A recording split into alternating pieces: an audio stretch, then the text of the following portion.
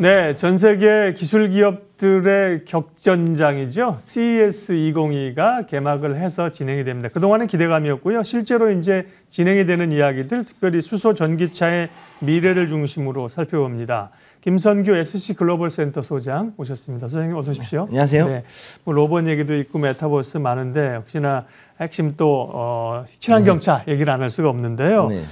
자동차 업체들이 원래 가전 박람회 사실 자동차 박람회가 자동차가 중심은 아닌데 이번에도 보면 자동차 업체들 참여가 많이 늘었다고요. 네, 사실 이제 그 자동차가 이제는 어느 정도 전자하고 그 다음에 이제 기존에 있던 거에서 그 기존에는 이제 내연기관이라든가 이런 기계공학적인 북면이 강했다 그러면 이제는 그러니까요. 전자 쪽이 더 이제 강해졌거든요. 네 발 달린 컴퓨터 이렇게 그죠? 네, 그렇습니다. 이래서 사실은 이제 그 단순한 가전의 영역을 벗어나서 어느 정도 좀 더 그 강력한 모빌리티를 가지고 있는 또 다른 전자로 움직이는 강력한 그 장비의 개념으로 이제 접근하게 됐습니다. 그러다 보니까 이번에 그 이 운송 차량 기술 부문이 이제 서로 이쪽에서 이제 대략 한 15개 이상의 메이저 기업들이 지금 참여를 했는데 우리나라 같은 경우도 지금 현대차라든가 현대모비스 같은 주요 기업들이 많이 참여를 하고 있습니다. 여기서 보시게 되면 특히 전기차 부문을 좀 눈여겨보셔야 되는데 이제 그 전기차 부품인 NXP라든가 혹은 현대모비스 그 다음에 지금 이제 스텔란티스 이제 크라이슬러라든가 뭐 다른 이런 회사들 붙어 있는 스텔란티스가 있고 그다음에 발레오나 이제 그 변속기로 유명했던 ZF, GF라든가 이런 데도 지금 이제 대거 참여를 하고 있거든요. 그렇기 때문에 이제는 전기차에 대해서 어느 정도는 그 부품이라든가 혹은 이제 거기에 대한 관련된 기술들을 굉장히 좀 이제 더 중요하게 생각하고 이것들이 이제 전자로 이제 접속이 되면서 이제는 자동차도 이제는 단순한 가전이나 이런 첨단 IT뿐만이 아니라 이제 하나의 모빌리티 혹은 이제 로보틱스로서 이제 붙이는 그런 부분이 가게 됐고 결과는 이제는 엔비디아 같은 이런 그 자율주행 부문 회사들도 이제는 자신들이 가진 드라이빙 하이피리언 이런 그 플랫폼을 이제는 다른 회사들에다가 얘기해서 이제 발레오라든가 디사이라든가 혹은 이제 뭐 다른 여러 그 자동차 회사들에도 이 완성자 플랫폼을 이제 거기에 집어넣게 되는 거죠. 네. 네.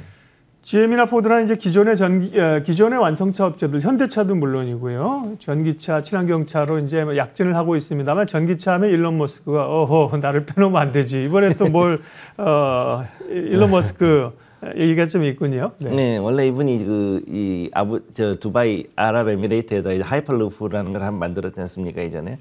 그 안에서 이제 그 압축 공기로 해서 고속으로 움직이는 어떤 그 이런 큐브형의 형태를 만들었는데 이번에는 아예 그냥 라스베가스 지하에다가 땅을 파가지고 이제 이름도 이제 땅파니까 보링 컴퍼니라는 회사를 하나 만들어가지고 이제 지하로 해서 지하도로 다니는 이런 미래형 교통 시스템을 만들었습니다. 그래서 요 보링 컴퍼니라는 그 사이트를 들어가시면 여기 이제 노란색으로 되어 있는 그 라인이 이제 지금 이제 LVCC, 베가스 컨벤션 센터 주변에다가 이렇게 이제 지하도를 현재 운행을 하고 여기에서 이제 테슬라가 여기서 이제 그 이 컨벤션 센터 주변을 이동을 하는 이런 식으로 지금 만들어 놨고 그다음에 이제 여기에 지금 보라색으로 나온 것들을 보시게 되면 그게 이제 시저스 호텔이거든요. 그쪽에 이제 또 이제 거기에 이제 시범 프로젝트를 하나 하고 그다음에 나머지 이제 대형으로 해가지고 이렇게 라스베이거스 전체를 이런 식으로 해가지고 그 지하 순환도로로 해가지고 확장하려는 이런 계획을 지금 가지고 있습니다. 네.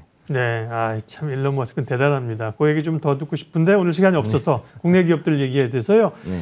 자동차 하면 이제 현대차 그룹도 참여를 했고요. 자동차의 미래라든지 또 현대차 그룹에서는 주로 뭘 얘기를 하고 있습니까? 지금 가장 중요한 게 오늘 특히 이제 그 현지 시간에서 지금 시간에 굉장히 그 현대가 굉장히 떴는데 그 메타버스 로봇 기술 즉 로보틱스하고 그 다음에 자동차 기술을 이제 결합하는 이제 그런 형태로 이제 가게 된 거죠. 그러다 보니까 여기서 중요한 게 로보틱스 비전이라는 걸 이제 공개를 했는데 3가지입니다. 그래서 사용자 이동 경험, 그러니까 UX라 그러죠. 그래서 UX가 혁신적으로 확장이 되는 메타 모빌리티. 그래서 자동차 안에 있으면서 이제 메타버스라든가 각종 그 IT의 첨단 기술들을 사용할 수 있는 그런 환경을 조성한다. 그다음 2번째, 사물의 이동성이 어느 정도 부여가 된 그런 MOT, 사물 모빌리티 생태계를 만든다. 그다음에 인간을 위한 지능형 로봇을 만든다. 이렇게 3가지를 지금 이제 얘기를 하고 있어요. 근데 여기서 가장 중요한 건 뭐냐, 한마디로 이제 자동차를 우리 그 옛날에 나왔던 키트카 같은 그런 차를 이제 만들겠다라는 거죠. 전기로 움직이는 그런 키트카를 만들겠다라는 게 이제 그 정의선 회장의 어느 정도 그 기본적인 그 어떤 목표인 것 같고, 그 다음에 여기에 따라서 이제 여기 PND 모듈하고 그 다음에 DNL 모듈이라는 걸 만드는데, 그래서 이 PND 모듈이 한마디로 얘기해서 그 키트카 같은 그런 네. 개념이라고 보시면 되고, 그 다음에 DNL 모듈은 이건 한마디로 얘기해서 우리 지금 가지고 있는 뭐 음식 배달하는 그 음식을 이제 매장에서 이제 가져다 주는 로봇이라든가 아니면 뭐 여러 가지 이 다니면서 여러 가지 사람하고 의사소통을 하는 그런 로봇들, 그런 거를 하는 건데, 그거에 대한 그 모듈을 적용한 모베드 플랫폼을 이제 저런 식으로 공개를 했습니다. 그렇기 때문에 이런 걸로 봤을 때는 앞으로 인간의 생활에서 그 사물 인터넷이 이제는 모빌리티하고 결합해가지고 이런 사물 모빌리티로 가면서 굉장히 여러 가지로 생활이 변화가 많이 일어난다는 거죠. 자동차 관련해서는 이제 기존의 글로벌 자동차 업체들의 약진도 돋보이고 있는데, 오늘은 이제 국내 기업 중심의 얘기를 조금 더 먼저 할게요. 그게 관심이 많으실 테니까. SK그룹은 고성능 배터리 NCM9을 선보였다. 네, 이거는 이제 기존의 NCM 계열에서 조금 더 업그레이드된 배터리를 공개한 건가 보죠? 네, 이게 좀 저도 좀 놀랐는데 이게 거의 리튬을 거의 안 쓰고 이제는 니켈이 이제 그 중에서 전체에서 이제 니켈이 90% 이상을 차지하는 그런 배터리가 된 거죠. 네. 작년 11월에 나왔는데 이제 요걸 원래는 이제 상당히 좀 시간은 됐는데 여기에서 그거를 상용화한 게 11월입니다. 그래서 이제 요거에 대해서 2년 연속으로 이제 CES에서 혁신상을 일단 받았고, 요게 이제 앞으로 이 포드에서 나오는 여기 이제 포드에서 나오는 여기에다 그 자동차에 들어가게 되거든요. 그래서 요거 같은 경우는 포드의 픽업 트럭 라이트닝이라고 있지 않습니까? F150 거기에 이제 아마 장착이 될 걸로 지금 알고 있습니다. 네. 니켈을 많이 넣으면 어떻게 되는 거예요? 비용을 줄이는 거예요? 성능을 높이는 거예요? 일단은 그 발열성을 잡았다라는 걸로 봐야 되기 때문에 이걸 해가지고서는 이제 리튬을 많이 쓰지 않고도 상당한 고효율의 에너지 함량을 가진 그런 배터리를 만들었다라는 것을 인정받았다라고 할 수 있겠습니다. 대신에 이제 이에 대해서는 안정성, 정확히 열과 그다음에 폭발의 가능성에 대한 건 어느 정도 좀 잡아야 되는데, 그거를 이제 그 SKIET에서 제초하는 이제 분리막이 있거든요. 네. 분리막이 상당히 좀 기술이 중요한데 이 분리막을 잘 썼다라고 일단 그렇게 보고 있습니다. SK그룹의 SK이노베이션은 배터리 재활용에 관한 기술도 선보인다. 네. 사실 이제 지금 테슬라 같은 경우 기가팩토리 내에서 이제 재활용률이 92%에 달하고 있습니다, 실제.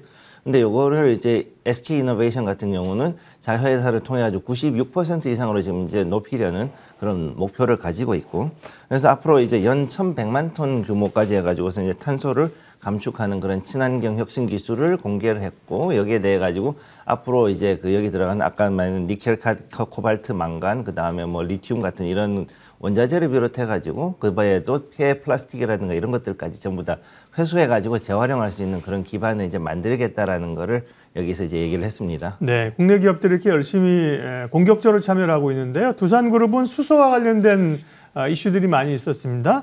트라이젠, 이게 수소 뭐 충전하는 그런 거죠? 네. 근데 이게 트라이젠이라 그래가지고 세 가지인데 수소하고 에너지하고 열을 이 세 가지를 한꺼번에 이제 만드는 거거든요.